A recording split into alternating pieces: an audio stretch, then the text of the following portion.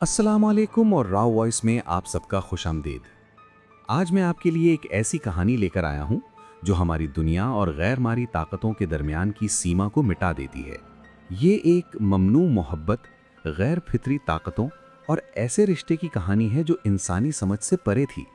ये कहानी हमें उन असरार की याद दिलाती है जो हमारे इदराक से बाहर मौजूद हैं और उन फैसलों के अंजाम की जो हम वापस नहीं ले सकते। तो तैयार हो जाइए, क्योंकि मैं आपके साथ शेयर करने जा रहा हूं फिजा और अब्दुल्ला की दर्दनाक कहानी। एक ऐसी मोहब्बत जो कभी होनी ही नहीं चाहिए थी। मेरा नाम काफ़ी है और ये वाकया मेरे कॉलेज के दिनों का है, जब मैं हॉस्टल में रहती थी। हमारे हॉस्टल में एक लड़की थी जिसका नाम जरीना था। वो उम्र में हम सबसे बड़ी थी और तजुर्बे से भरी हुई थी, इसलिए हम हर मामले में उनसे मशवरा लेते थे।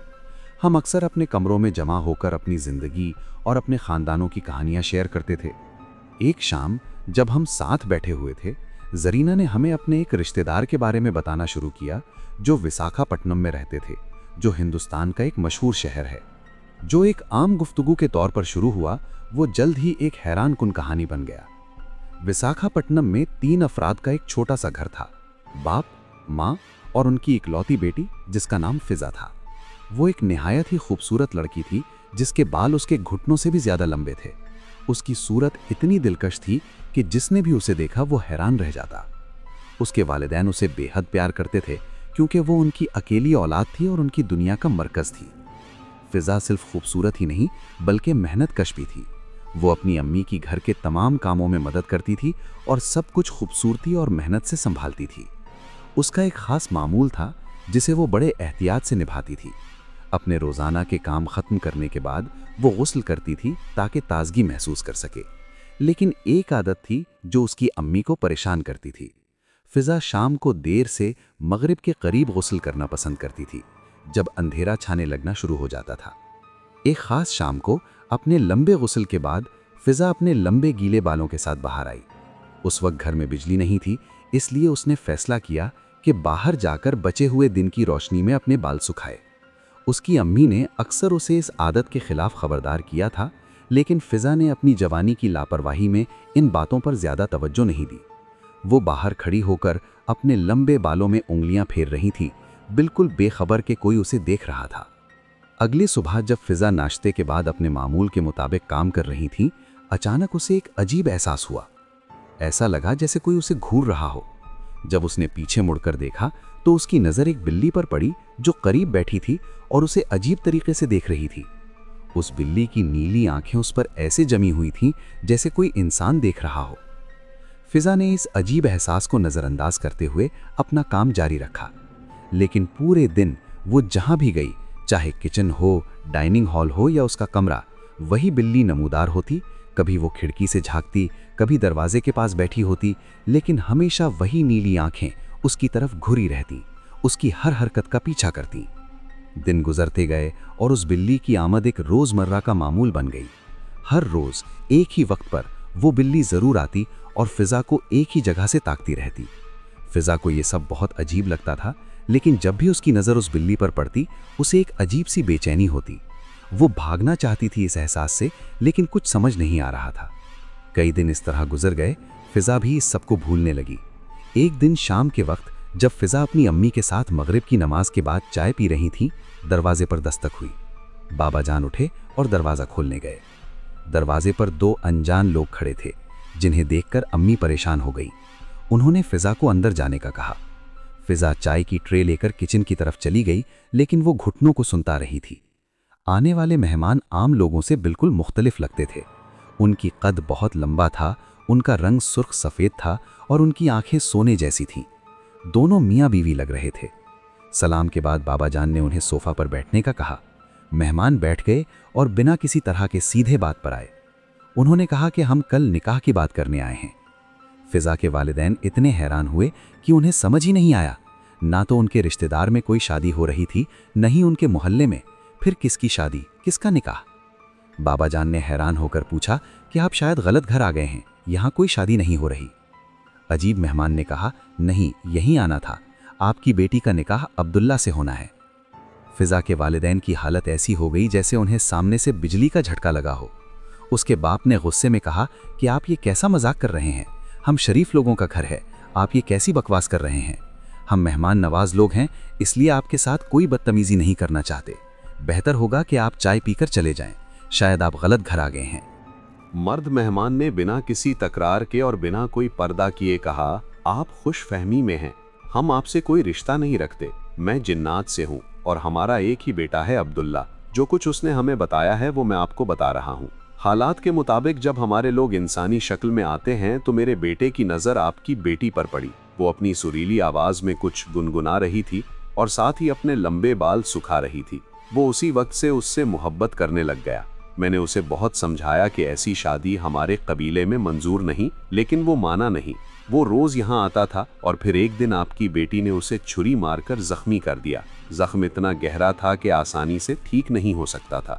देखिए, हम अपने तकलीफ देने वालों के खिलाफ होते हैं और हम उन्हें नहीं छोड़ते जो हमें नुकसान पहुंचाते हैं, लेकिन सिर्फ अब्दुल्ला की जिद की वजह से हम अब तक किसी भी सजा से बाज आए हैं। बहुत इलाज करवाने के बाद वो थोड़ा बेहतर हुआ, लेकिन वो ना कुछ खाता है ना पीता है।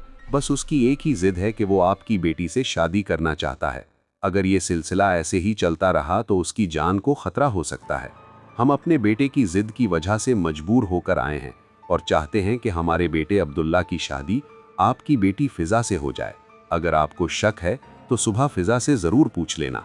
फिर उन्होंने फिजा की अम्मी की तरफ देखा। कुछ दिन पहले बिल्ली के जख्मी होने के बारे में बताया। अनजान मेहमानों ने कहा, बस हम चाहते हैं कि जितनी जल्द मुमकिन हो ये निकाह हो जाए। ये आपके और आपकी बेटी के लिए बेहतर होगा। वक्त पर सब कुछ इंतजाम कर लिया जाएगा। अगर आप इनहार करना चाहें तो भी कोई फायदा नहीं। बेटी तो हमारी ही होगी, लेकिन इस सूरत में आपकी बेटी मर जाएगी। ये कहकर और सलाम करके वो गायब हो गए, जैसे कि कभी थे ही नहीं। जो कुछ भी कुछ ही लम्हों में गुजरा था, वो सब बातें फिजा ने कमरे में खड़े होकर सुनी थी। ऐसे हालात में फिजा की क्या हालत थी ये अंदाजा लगाना मुश्किल नहीं। उसकी अम्मी को अचानक चक्कर आया और वो जमीन पर गिर गईं। फिजा के बाबा ने अपनी बेगम को संभाला और फिजा को पानी लाने का कहा। शायद लंबी रात थी और उन्हें कुछ समझ नहीं आ रहा था कि अब क्या करें। उनके सामने ये मसला था कि ऐसे में क्या फैसला लें। उसके बाबा जान ने कई औलिया और फकीरों से राब्ता करने की कोशिश की, लेकिन कोई फायदा नहीं हुआ। जिन्नात ने धमकी देकर छोड़ दिया था कि अगर उन्होंने आज फिजा की शादी उनके बेटे से नहीं करवाई तो उनकी बेटी हमेशा के लिए उनसे छीन ली जाएगी और अपनी मौत खुद मर जाएगी। वो उनकी इकलौती बेटी थी। उसके बाप ने अपनी बेटी के बारे में हजारों ख्वाब देखे थे, हजारों ख्वाहिशें और उम्मीदें थीं। हर ख्वाब मर गया और हर ख्वाहिश ने सर झुका लिया। उन्हें अब कुछ समझ नहीं आ रहा था कि आगे क्या होगा। माहौल ऐसा हो गया था जैसे ये दुनिया में है ही नहीं, बस कहीं पर पड़ी है। कल से घर में किसी ने कुछ नहीं खाया था। फिजा ने एक लुकमा भी नहीं खाया था। समझ में आ गया था कि जो अनजाने में गलती हुई वो उसकी जिंदगी की सबसे बड़ी गलती बन गई थी। ये साथ ही उसकी तकदीर बन जाएगी जो उनके लिए लिखी गई थी। जैसे ही मगरिब का वक्त हुआ, फिर से दरवाजे पर दस्तक हुई। वही अनजान मेहमान आए और इस दफा कुछ और लोग भी अपने साथ लाए थे। उनके साथ उनका बेटा अब्दुल्ला भी था। अब जो वो बेटा दिखा जिसकी आंखें फिजा पर थीं, वो बहुत खूबसूरत और जवान था। फिजा का गला खराब हो गया था। वो अपनी इकलौती बेटी से मोहब्बत करते थे। सफेद लिबास पहने डाइनिंग हॉल में चंद गवाहों की मौजूदगी में जिन्नात अब्दुल्ला की शादी फिजा से कर दी गई। शादी के बाद अब्दुल्ला ने फिजा से कहा कि अगर तुम अपने वालिदैन से मिलना चाहती हो तो बहुत मिल लो।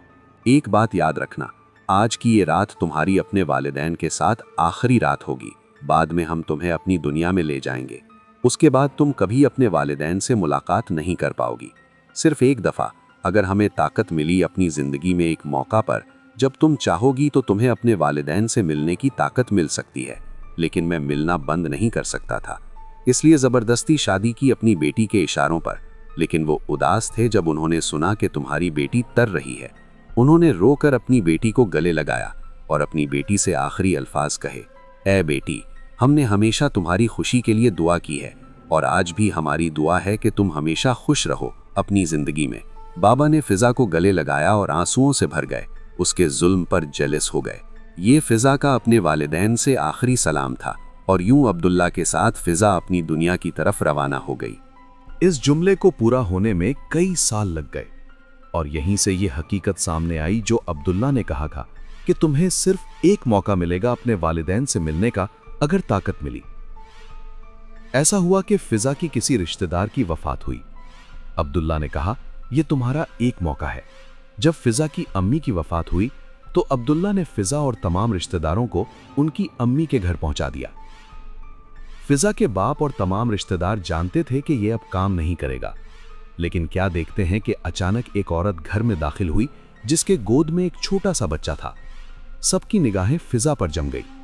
जो बच्चा फिजा के गोद में था वो बहुत खूबसूरत था और फिजा खुश लग रही थी।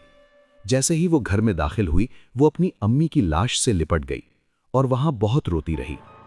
उसके रिश्तेदार भी उसे उदासी से देखते रहे और उसकी हालत पर तरस खा रहे थे।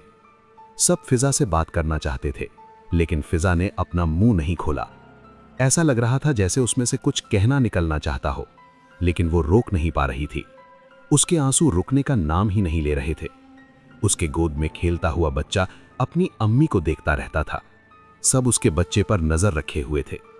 आखिर क्या वजह थी कि फिजा ने कुछ नहीं कहा? आप परेशान थे, किसी को कुछ समझ नहीं आ रहा था कि वो कुछ क्यों नहीं बोल रही। ये सवाल हर किसी के दिल में था। आखिरकार तदफीन के बाद बाबा जान उसके पास आए। अपनी बेटी को देखकर उनका दिल भर आया, आंसू बहने लगे। उन्होंने अपनी बेटी के सर पर हाथ रखा और शफकत और मोहब्बत से सिर्फ इतना पूछा, क्या तुम ठीक हो? क्या तुम खुश हो? इस जुमले का जवाब भी फिजा की जिंदगी की सबसे बड़ी गलती बन गया। उसने अपने बाप के इशारे को समझकर हां में सर हिला दिया। उसका ये आखिरी जुमला किचन के लम्हों में दिखा कि उसका बेटा जो उसके सामने खेल रहा था वो अब गायब हो गया था।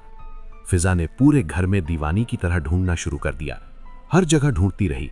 वहां के खूबसूरत बच्चा जो फिजा के गोद में था, जो यकीनन उसका बेटा था, वो कहां गया? सब ने उसे ढूंढना शुरू किया, लेकिन फिजा समझ गई थी उसने बड़ी गलती कर दी थी, जो उसे गलती से भी नहीं करनी चाहिए थी। लेकिन जज्बात में आकर उसने वो गलती कर दी। जब उसके बाप ने पूछा तो उसने तफसील से बताया कि वो अब्दुल्ला के साथ बहुत खुश है। वो सच में उससे बहुत प्यार करता है और ये प्यार की निशानी ये बेटा अब्दुल्ला का परिवार है। फिजा को अपनी अम्मी की वफात पर सिर्फ एक दफा मिलने की इजाजत मिली थी अब्दुल्ला ने, लेकिन एक शर्त थी कि हमेशा याद रखना कि चाहे कितनी भी तकलीफ हो, तुम वहां अपने मुंह से एक लफ्ज भी नहीं निकालोगी। और अगर तुमने गलती से भी एक लफ्ज अपनी जबान से निकाल दिया तो ये मोहब्बत तुम्हारे लिए किसी काम की नहीं रहेगी। सच था कि अब्दुल्ला फिजा से बहुत मोहब्बत करता था, लेकिन क्या वजह थी कि वो नहीं चाहता था कि वो किसी से बात करे?